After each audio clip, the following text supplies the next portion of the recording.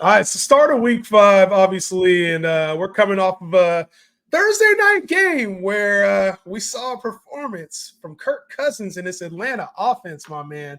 High-powered 500 yards for Kirk Cousins and a lot of positives for this Atlanta offense. We had Kyle Pitts bounce back. We had Drake London in a major way look the part of a top 15 to top 10 wide receiver the rest of the way. We had Kirk Cousins probably being elevating his stock and looking like the Kirk we all expected to be there in Atlanta. Darnell Mooney offered a lot of flex value for a lot of people. Am I forgetting anything, Tyler? Am I forgetting anybody's name or anything? Is there anybody that like maybe rings the bell that we haven't talked about yet in that little short span? Did I miss something? Maybe your boy Bijan. Oh, Bijan Robinson. Had a dud, man. I think for fantasy wise, only 10 fantasy points on the day. 12 carries. He had 2 catches in the passing, or 3 catches in the passing game. So to me, it wasn't like, I don't know. I don't know how to feel. And Tyler, I can go on and on about how I think Bijan is perfectly fine and how I think Bijan still has RB1 upside moving forward and how I still value the player. But give an alternate perspective to a guy that drafted Bijan as the number 1 overall player, to a guy that still believes Bijan can be an RB1. Am I tripping? Am I tripping, Tyler? Tell me I'm tripping. So I'll say this about Bijan. I do still think like he'll be okay. He may not be like the number 1 player in fantasy. Like that's kind of just a problem. So he's still, I think he scored double-digit points in all of his games so far this season. Obviously, you'd like to see him scoring 20 plus if you dropped him with the first overall pick. It hasn't been there, but I will say there was moments last night that he looked, pretty good, like what we thought. And the other thing too is like you have to be happy with how the offense looked, right? Like they looked the best that they've looked all season.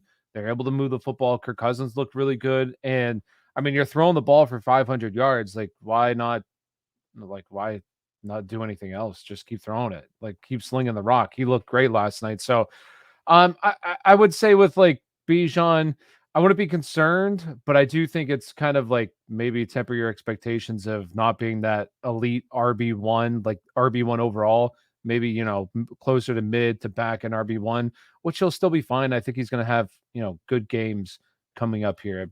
But yeah, that's how I feel about it.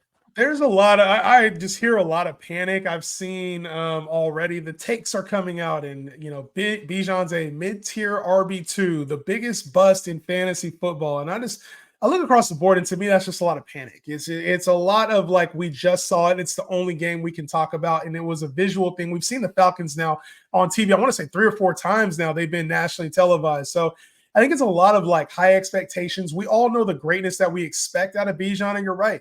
Maybe it's time to temper expectations that he's not going to be the number 1 fantasy player, and that's fine.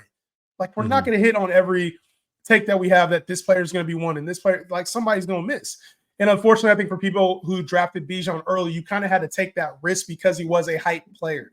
Now, I also think this. I'm like, you talked about it. This Falcons offense, because it looks better, there's going to be game scripts where as the season goes on, they're going to have to lean on their running back. It's just going to happen. So will he be a guy that finishes outside of the top 12 position at his position is really what you're thinking about. And if you don't think that, who do you have ahead of Bijan right now? I think that's the biggest thing, because you could say, okay, I think he's going to be an RB2, but who are you placing over him? Are you placing Joe Mixon over him? Are you placing Josh Jacobs over him? Travis Etienne? Like, what running backs are you placing over Bijan Robinson right now? I think is the bigger question, Tyler. And if you got him, like, I don't know if I can get to 10, even if I wanted to, that I would take over Bijan Robinson right now. No, and last year he finished as the top 10 back in fantasy football. So, or at least the top 12. So he was number 9, and he was viewed as a disappointment last year. Yeah. And it came down to like where he was drafted. And like, I know we're at week 5 and we're starting to be, 4th of the season, but there's still a lot of football to be played. And like the biggest thing is really, I want to say, how many touchdowns do you have on the season? 1? He won. He only got 1 touchdown. And touchdowns are fluky. Like, I'm going to look this up real quick just because I want to see, but touchdowns are really fluky in terms of when guys are scoring and when they're not. I mean, remember Travis Etienne last year, beginning of the year, had that stretch of games where he was scoring a ton of touchdowns. Then, he closed the season on a really low note because he wasn't scoring the touchdowns. They went away. So it's one of those things where Bijan Robinson had 3 red zone touches last night. I mean, like that's good. That's what you want to see out of your running back.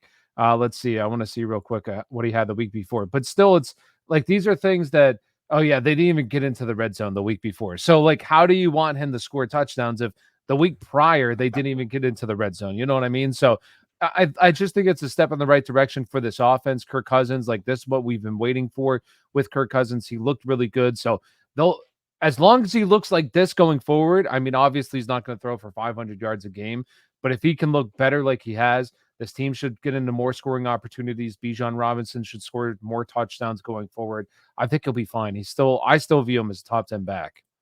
I like I said, I struggle to name 5 that I'd rather have over him, even at this point of the year. So for me, he's still top 5, probably a little higher for me than most. Maybe that's me holding on to the take a little bit, but I think he can still get there.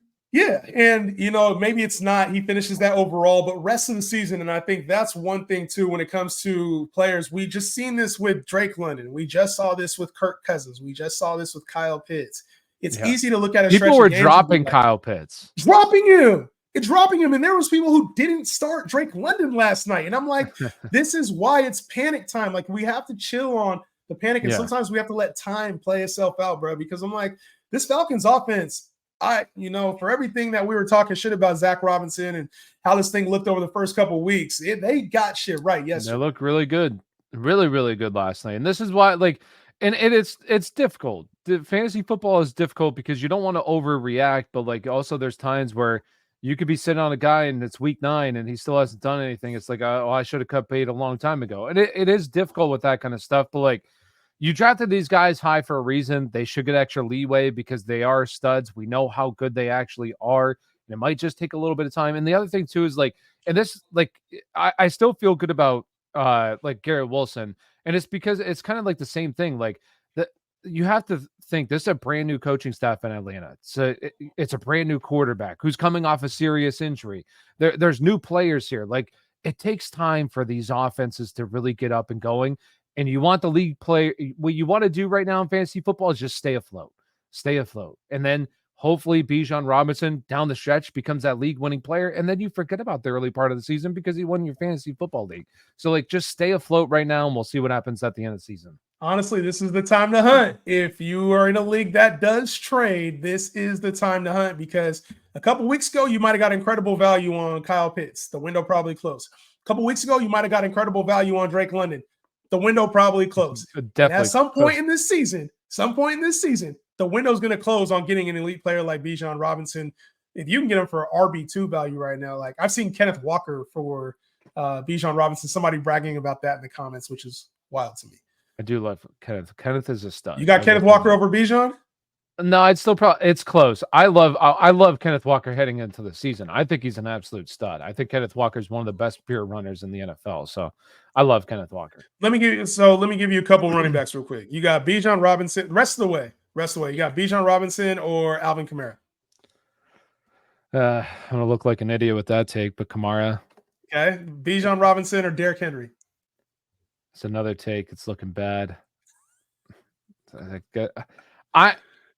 Derrick. I mean, you got to go with Derrick Henry. Bijan Robinson or Jordan Mason. I would probably go with Bijan just because if CMC does come back, I mean that loses a lot of Jordan Mason's value. Bijan or Kyron. I mean, man, Kyron's just dominating the snaps, scoring touchdowns. Bijan or Josh Jacobs. I would go Bijan there. Bijan or Kenneth Walker. I think that one's close because I love Kenneth. Like I said, I think he's stud. I probably lean Bijan. I think he has more receiving upside. I think the touchdowns will get there, so still Bijan. Last one, Bijan or James Cook. Bijan. Yeah. So you still got him. You still got him like top 5-ish. Yeah, he's definitely top 10, right around that top 5. Like Kenneth Walker, I think Kenneth Walker's a stud. Kenneth Walker also has been banged up in his entire career too, and he's already missed 2 games, 1 game so far this season. So Yeah, that's the problem with him. He misses about 2-3 games a year, and it seems like I don't know. I like Kenneth Walker a lot though, so I'm not here for the Kenneth Walker shade at all.